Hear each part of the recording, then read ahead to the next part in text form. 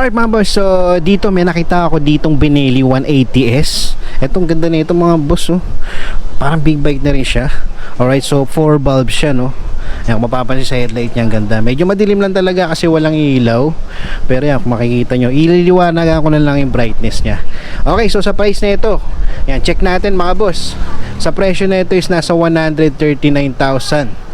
Okay, kung kukunin mo naman siya ng installment is nasa 41,000 yung monthly niya. I mean, nasa 41,000 yung down payment niya mga boss. Okay, so sa 6 months na ito, 18,655.